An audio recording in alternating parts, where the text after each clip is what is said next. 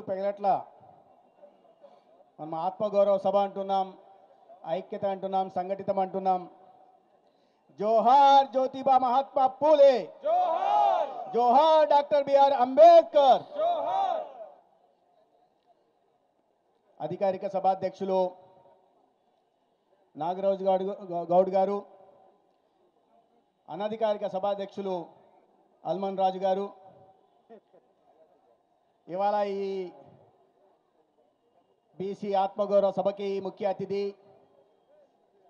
ఒక ఆదర్శవంత ప్రజాసేవకుడు, వారికి ఇటీవల రేపల్లి నియోజకవర్గం వెళ్ళినప్పుడు ప్రజల్లో ఆయనకున్న ఆదరణ, ప్రజల పట్ల ఆయన చూపుతున్న ప్రేమ చూసిన తర్వాత ఒక శాసనసభ్యుడు ఎలా ఉండాలో అని ఎవరైనా అడిగితే రాబోయే రోజుల్లో అనగాని సత్యప్రసాద్ గారి లాగా ఉండాలి అని చెప్తాను. అదేవిధంగా రాజకీయాల్లో కొత్త అయినప్పటికీ ఒక ఫైర్ బ్రాండ్ లీడర్గా విషయ పరిజ్ఞానంతో కడప జిల్లా ఇన్ఛార్జ్ మంత్రిగా అక్కడ నాయకులుగా చెప్పుకుంటున్న వాళ్ళని గుండెల్లో రైళ్లు పరిగెత్తిస్తున్న సోదరి సవితమ్మ గారు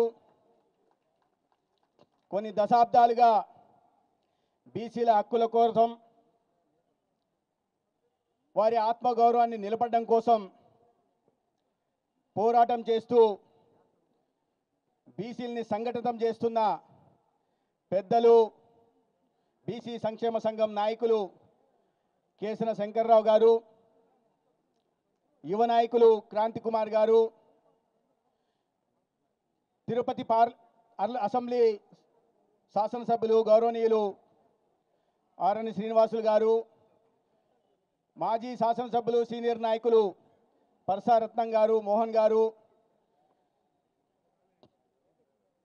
యాదవ కార్పొరేషన్ చైర్మన్ నరసింహులు యాదవ్ గారు, సదాశివ గారు, నాగమల్లేశ్వరరావు గారు, చింతా నాగరాజు గారు, సరళాదేవి గారు, అనిత గారు, ముని కృష్ణ గారు, డాలర్ దివాకర్ గారు, ముఖ్యంగా ఇతర రాష్ట్రాల నుంచి కొన్ని సంవత్సరాలుగా బీసీ హక్కుల కోసం పోరాడుతూ ఇవాళ తిరుపతి పట్టణంలో మనం నిర్వహిస్తున్న ఈ ఆత్మగౌరవ సభకి అతి దూర ప్రాంతాల నుంచి విచ్చేసిన శ్రీనివాస్ గౌడ్ గారు, సూర్యారావు గారు, ఢిల్లీ నుంచి వచ్చిన హన్స్రాజ్ గారు, పంజాబ్ నుంచి వచ్చిన కుల్వంత్ సింగ్ గారు, పరమ్దీన్ సింగ్ గారు, తర్వాత హర్యానా నుంచి వచ్చిన దేవీశంకర్ గారు, రామ్వీర్ దాస్ గారు, అదేవిధంగా రాష్ట్రం నలుమూలల నుంచి ఇవాళ ఈ కార్యక్రమానికి విచ్చేసిన బీసీ సోదర సోదరిమణులకి, ఇతర ప్రజా సంఘాల నాయకులకి, మీడియా మిత్రులకి తన పాటల ద్వారా నరాల్లో రక్తాన్ని ప్రవహించేలా చేసే రామలింగం వారి బృందానికి అందరికి కూడా నమస్కారం. మిత్రులారా, ఎందుకు మనం ఇవాళ తిరుపతి వేదికగా ఆత్మగౌరవ సభను నిర్వహించుకుంటున్నాం? సభ నిర్వహించుకొని ఒక్కరోజు ఆత్మగౌరవం గురించి నినాదాలు ఇచ్చుకొని 4 మాటలు చెప్పుకొని వెళ్ళిపోతే బీసీల ఆత్మగౌరవం నిలబడుతుందా? మనం సంఘటితంగా ఉన్నామని చెప్పకపోతే, మనం ఐక్యత ఈ రాష్ట్రానికి దేశానికి చాటకపోతే బీసీల ఆత్మగౌరవం నిలబడుతుందా? నేను ఒప్పుకుంటాను, 1 గంట 1 గంటకు అనేక మంది సోదరిమణులు వచ్చారు. ఇప్పుడు సమయం 6:30 అయింది. 12 గంటల నుంచి వచ్చి దాదాపు 6:30 గంటలుగా అక్కడ వేచి ఉన్నారు. అర్థం చేసుకుంటాను. అయితే ఇంత పెద్ద సభ జరుగుతున్నప్పుడు కేవలం మన రాష్ట్రం నుంచి కాకుండా ఇతర రాష్ట్రాల నుంచి కూడా పెద్దలు వచ్చినప్పుడు అతి బిజీ షెడ్యూల్లో కూడా సమయాన్ని వెచ్చించి ఈ కార్యక్రమానికి గౌరవ మంత్రివర్యులు వచ్చినప్పుడు, ఇతర సమాజానికి సంబంధించిన నాయకులు వచ్చినప్పుడు మనం సంఘటితంగా ఉండి ఐక్యత చాటకపోతే, కానీ గంటలు కాకపోతే కొన్ని రోజులైనా వచ్చిన సమావేశం కోసం ఉండి మనమంతా ఐక్యంగా ఉన్నామని చాటకపోతే, సమాజానికి తెలియజెప్పకపోతే బీసీ ఆత్మగౌరవ సభకి గౌరవం ఉండదు. భవిష్యత్తులో మనం నిర్వహించుకునే పోయే ఏ ఆత్మగౌరవ సభ అయినా మొదలు పెడితే చివరి దాకా ఉండాలి. ఉండినప్పుడే మనం ఐక్యంగా ఉన్నాం, సంఘటితంగా ఉన్నామనే సందేశం సమాజంలోకి వెళ్తుంది, రాజకీయ పార్టీల నాయకుల దగ్గరికి వెళ్తుంది. ఆనాడే బీసీ సామాజిక వర్గానికి, బడుగు బలహీన వర్గాలకి న్యాయం జరుగుతుంది. అది జరగాలంటే మనం అందరం సంఘటితంగా, ఐక్యంగా చాటి చెప్పాల్సిన బాధ్యత మన అందరి మీద ఉంది. మిత్రులారా, నేను ముందుగా ప్రత్యేకంగా ధన్యవాదాలు కేశన్ శంకర్రావు గారికి, క్రాంతి కుమార్ గారికి, చింతా నాగరాజు గారికి, మా వెంకటేష్ గారికి, నా సోదరు వెళ్ళిపోయారు, వీళ్ళకి చెప్పాల్సిన అవసరం ఉంది. ఎందుకంటే నేను బయట వ్యక్తిగా ధర్మవరం నియోజకవర్గాలకు వెళ్ళినప్పుడు ఒక బీసీ సోదరుడు పోటీ చేస్తున్నాడు అని చెప్పి నా తరపున ప్రచారానికి వచ్చారు. నేను పిలవలేదు. 2 సార్లు కేశన్ శంకర్రావు గారు వచ్చి మొత్తం బీసీలని సంఘటన చేసి మన బీసీ బిడ్డకి నిలబడి ఉన్నాడు. ఇక్కడ బయట నుంచి వచ్చాడు, 70,000 మెజార్టీతో గెలుస్తాము అని బీరాలు పోతున్న వాళ్ళకి ఒక బుద్ధి చెప్పేలాగా ఒక పిలుపునిచ్చి బీసీలన్నింటినీ సంఘటన చేసి కూటమి తరపున సత్యకుమార్ నిలబడుతున్నాడు. ఇతనికి ఓట్లేసి గెలిపించాల్సిన అవసరం ఉంది, బీసీల ఆత్మగౌరవాన్ని రాష్ట్రానికి చాటాల్సిన అవసరం ఉందని వారు చెప్పిన వారి విన్నపం మేరకు, వారి కోరిక మేరకు ఆనాడు నన్ను అతి క్లిష్టమైన కాన్స్టిట్యున్సీగా చెప్పుకుంటున్నారు. క్లిష్టమైన కాన్స్టిట్యున్సీ అంటే అదేదో ప్రజాదరణ పొందిన వాళ్ళు కాదు, ప్రజలకు మంచి సేవ చేసి వచ్చిన వాళ్ళు కాదు. కబ్జాలు చేసుకుంటూ, దాడులు చేసుకుంటూ, దౌర్జన్యాలు చేసుకుంటూ, ప్రజలను భయభ్రాంతులు చేసుకుంటూ ఇవాళ ఈ పెత్తందారులు పబ్బం గడుపుకుంటూ వచ్చారు. కానీ బీసీల ముందు నిలబడాల్సిన అవసరం వచ్చినప్పుడు, ఒక బీసీ బిడ్డకు సీట్ వచ్చినప్పుడు ఆ పెత్తందారులని కూకటి వేలతో సహా పెకలించి ధర్మవరం బీసీ సోదరులు వాళ్ళకు సమాధానం చెప్పే ప్రయత్నం చేశారు. ఈ సందర్భంగా నేను అందరికి కూడా నా ప్రత్యేకంగా ధన్యవాదాలు తెలియజేసుకుంటున్నాను. మిత్రులారా, ఆ రోజులు పోయాయి. ఇవాళ పరిస్థితి మార్పు వచ్చింది. 5 సంవత్సరాల అణిచివేత ఇవాళ కనిపించట్లేదు, దౌర్జన్యాలు కనిపించట్లేదు. ఒక చిన్న బాలుడు, 15 సంవత్సరాల బాలుడిని తీసుకెళ్లి నడి రోడ్లో పెట్రోల్ వేసి కాల్చి చంపుతున్న విధానాలు ఇవాళ అటువంటి ఇవి లేవు. కానీ ఇవాళ మళ్ళీ వాళ్ళు వచ్చి అడుగుతున్నారు మనల్ని, మళ్ళీ వచ్చి మనల్ని ప్రశ్నిస్తున్నారు. 15 సంవత్సరాల పిల్లోని అమర్నాథ్ గౌడ్ని నడి రోడ్డు మీద ఎందుకయ్యా మా అక్కని ఏడిపిస్తున్నావని చెప్తే సజీవంగా దహనం చేసిన వాళ్ళని, వాళ్ళని అంటగాగిన వాళ్ళని, వారిని కేసులు పెట్టకుండా కాపాడిన వారి నాయకత్వం ఇవాళ మళ్ళీ వచ్చి కూటమి ప్రభుత్వాన్ని ప్రశ్నిస్తూ ఉంది. 75,000 బీసీ సప్లాన్ నిధులు కేటాయిస్తానని చెప్పి బీసీల నోట్లో మట్టి కొట్టి బీసీలకు రావాల్సిన, కేంద్ర ప్రభుత్వం నుంచి న్యాయబద్ధంగా రావాల్సిన నిధులను కూడా రానియకుండా బీసీలకు తీవ్రమైన అన్యాయం చేసిన వ్యక్తి మళ్ళా ఇవాళ వచ్చి మాట్లాడుతున్నాడు. మళ్ళా బీసీల గురించి మాట్లాడుతున్నాడు, బీసీ గురించి మాట్లాడి ప్రజల్లో మళ్ళీ భయాందోళన సృష్టించే ప్రయత్నం చేస్తూ ఉన్నాడు. అయ్యా, ఒక దళిత వ్యక్తిని నిర్దాక్షిణ్యంగా చంపి డోర్ డెలివరీ చేసి తర్వాత ఆ చంపిన వ్యక్తిని కాపాడే ప్రయత్నం చేసిన గతంలో ముఖ్యమంత్రిగా ఉంటున్న వ్యక్తి నిస్సిగ్గుగా మళ్ళా ఇవాళ వచ్చి ప్రజల ముందుకు వచ్చి మాట్లాడుతున్నాడు. తన రాష్ట్ర వ్యాప్తంగా తను ఏదో ఓదార్పు యాత్రలకు పోతున్నట్టు, పరామర్శలకు పోతున్నానని సమీకరించి జనాల్ని అక్కడ పెద్ద ఎత్తున బల ప్రదర్శన చేసి ఆ క్రమంలో కొన్ని ప్రాణాలు పోతే తద్వారా తనకు రక్షణ లేదని రాజకీయ లబ్ధి పొందే ప్రయత్నం చేస్తున్నాడు. ప్రజల మధ్య, కులాల మధ్య వైషమ్యాలు, విద్వేషాలు పెంచే ప్రయత్నం చేస్తున్నాడు. ఏమయ్యా అంటే సొంత కార్యకర్తను చంపేసి కారుతో తొక్కిచ్చేసి నా పార్టీ కార్యకర్త కదా, మీకేం నొప్పి, 10 లక్షలు ఇచ్చాను కదా, ఇంకేం కావాలా అని అడుగుతున్నాడు. ఇంతటి దౌర్భాగ్యం, అహంకారం దిగిపోయిన తర్వాత, ప్రజలు గన్నుపాటును చెప్పిన తర్వాత, 11 సీట్లతో భూస్థాపితం చేసిన తర్వాత కూడా ఇటువంటి అహంకారపు మాటలు మాట్లాడుతున్న వ్యక్తి మానసిక స్థితి గురించి మనం అర్థం చేసుకోవాల్సింది. ఏనాడైనా ముఖ్యమంత్రిగా ఉన్నప్పుడు బీసీలకు గౌరవం ఇచ్చాడు.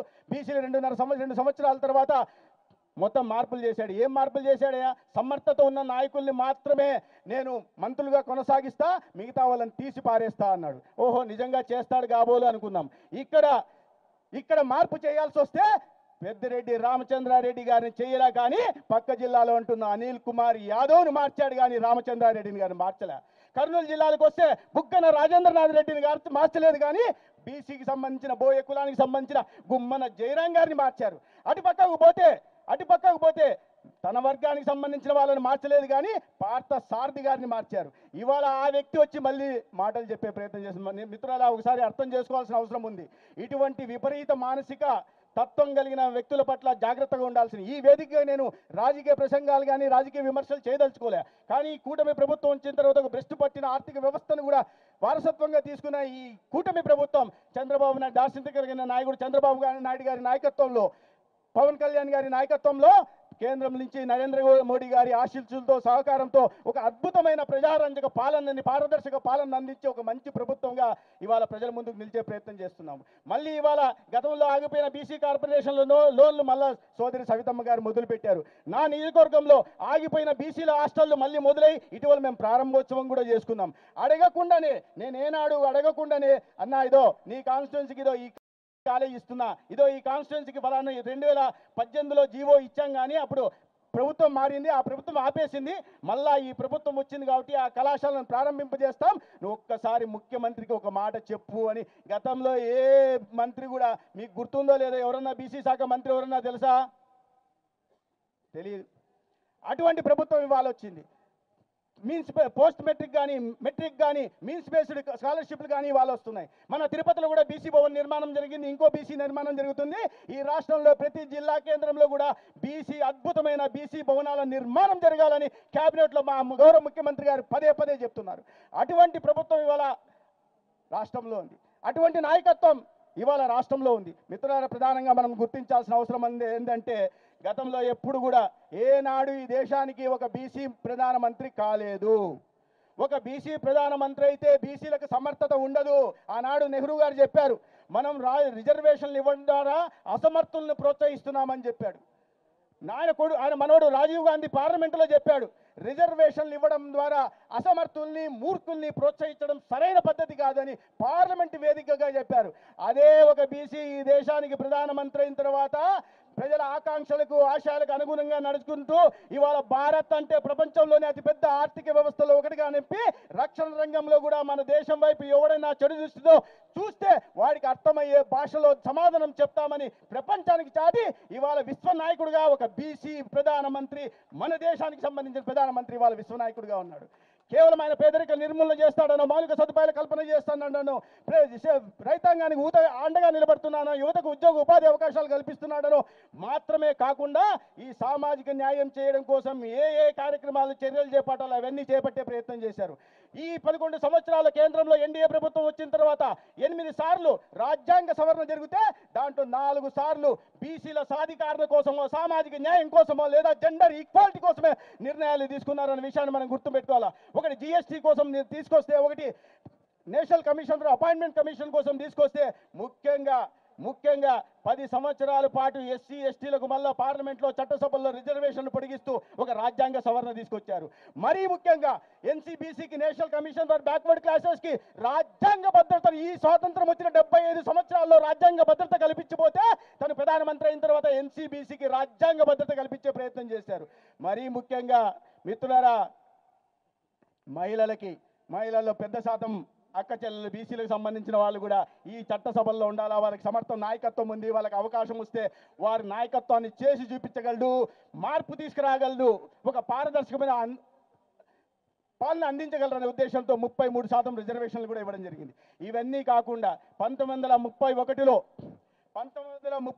బ్రిటిష్ కాలంలో బీసీల కులగణన జరిగితే దాని తర్వాత 90 సంవత్సరాల పాటు అనేక ప్రజా సంఘాలు కానీ, బీసీ కుల సంఘాలు కానీ పదే ప్రతిసారి బీసీల కులగణన జరగాల, బీసీలకు నిజమైన సాధికారత లభించాలా, రాజ్యాధికారంలో వారికి భాగస్వామ్యం లభించాలంటే బీసీల కులగణన జరగాలని మరీ చెప్తే, పోరాటాలు చేస్తే, ఉద్యమాలు చేస్తే పట్టించుకొని ప్రభుత్వాలు ఉంటే, ఒక బీసీ దేశానికి ప్రధానమంత్రి అయిన తర్వాత కులగణన చేయడం కోసం రాజ్యాంగ సవరణ తీసుకొచ్చి రాష్ట్రాలకు అధికారం ఇవ్వడమే కాకుండా, మన రాష్ట్రానికి సంబంధించిన గౌరవ ముఖ్యమంత్రి చంద్రబాబు నాయుడు గారి కోరిక మేరకు రాష్ట్రాలకు అధికారం కాకుండా ఇవాళ కేంద్రమే సెన్సస్ నిర్వహించి బీసీల కులగణన చేపడుతుందంటే దాన్ని బట్టి మనం అర్థం చేసుకోవచ్చు, ఒక బీసీ నాయకుడు ఉంటే ఇవాళ ఎటువంటి పాలన దేశంలో అందుతోందో మనం అర్థం చేసుకోవాల్సిన అవసరం ఉంది. అందుకనే సంఘటనగా ఉండాల్సిన అవసరం ఉంది, అందుకే ఐక్యత చాటాల్సిన అవసరం ఉంది. ఈ రోజు ఆత్మగౌరవ సభ, ఒక్క సభ ద్వారా మాత్రమే మనం సంఘటితంగా ఉన్నాం, ఐక్యత చాటుతున్నాం అంటే సరిపోదు. కులాల మధ్య ఇప్పుడే సోదరుడు మంత్రివర్యులు చెప్పారు, అదే సత్యప్రసాద్ గారు బీసీ భవన్ల గురించి మాట్లాడుతున్న తప్పులేదు. మా కులానికి కావాలి, మీ కులానికి ముందు మనం అది కాదు, ముందు ఒక పెద్ద బీసీ భవన్లని రాష్ట్ర జిల్లాల వ్యాప్తంగా నియోజకవర్గాల వ్యాప్తంగా నిర్మించుకున్నాం. దాని తర్వాత కులాల వారిగా నిర్మించుకున్నాం. ఎందుకంటే అందరికీ న్యాయం జరగాల. ముందు మనలో మనం కొట్లాడుకుంటూ ఉంటే, మనలో మనం ఐక్యత లేకుండా ఉంటే, మనలో మనం విడిపోతూ ఉంటే తద్వారా రాజకీయ లబ్ధి పొందే ప్రయత్నాలు జరుగుతూ ఉంటాయి. కాబట్టి ముందు కులాలకు అతీతంగా, సామాజిక వర్గాలకు అతీతంగా మనం చాటాల్సి ఉంది. ఇప్పుడే ఒక బుచ్చిబాబు గారు చెప్తున్నారు కుల సంఘాల గురించి, చేనేత వృత్తుల గురించి వారు చెప్పారు. వారి చేనేత అంటే విశ్వకర్మ కార్యక్రమాన్ని తీసుకొచ్చి 18 రకాల చేనేత వృత్తుల్ని గుర్తించి ఇవాళ వారికి ప్రోత్సాహం ఇచ్చి ఒక గ్రామీణ ప్రాంత ఆర్థిక పరిపుష్టికి కూడా దోహం చేసుకునే విధంగా గౌరవ ప్రధానమంత్రి నిర్ణయాలు తీసుకుంటున్నారు. ఏ డిమాండ్లు అయితే ఉన్నాయో ఆ డిమాండ్లు, అనేక డిమాండ్లను ముందర పెట్టింది. 1931లో కులగణన జరిగితే ఇన్ని నాళ్ళు జరగకపోతే దాని మీద నిర్ణయం తీసుకున్న ఈ దేశ ప్రధానమంత్రి రోహిణి కమిషన్ నియమించి దాన్ని బయటికి పెట్టకుండా ఉంటారా? అది కూడా జరుగుతుంది. ఈ ఏ డిమాండ్లు ఉన్నాయో మనం అందరం సంఘటితంగా పోరాడాల్సిన అవసరం ఉంది, నెరవేర్చుకోవాల్సిన అవసరం ఉంది. రాష్ట్రంలో ఉంటున్న విషయాల్ని ఖచ్చితంగా మేము కేబినెట్లో గౌరవ ముఖ్యమంత్రి గారు దృష్టికి తీసుకెళ్తాం. అదేవిధంగా ఈ సభా వేదికగా చెప్తున్నా, కేంద్ర ప్రభుత్వానికి సంబంధించిన మన డిమాండ్లు ఏవైతే ఉన్నాయో ఖచ్చితంగా రాబోయే రోజుల్లో శంకర్రావు గారి నాయకత్వంలో ప్రధానమంత్రి గారిని కలిసి వారి దృష్టికి డిమాండ్లు తీసుకొచ్చి న్యాయం చేసే విధంగా కూటమి ప్రభుత్వంలో ఒక భాగస్వామ్య పార్టీలో మంత్రిగా ఉంటున్న నేను ఇవాళ మీ అందరికీ చేస్తానని తెలియజేసుకుంటూ ఇవాళ ఈ కార్యక్రమంలో మేము అందరినీ కలిసే అవకాశం కలిగించినందుకు నిర్వాహకులను ప్రత్యేకంగా ధన్యవాదాలు తెలియజేసుకుంటూ సెలవు తీసుకుంటాను. భారత్ మాతాకి ధన్యవాదాలు.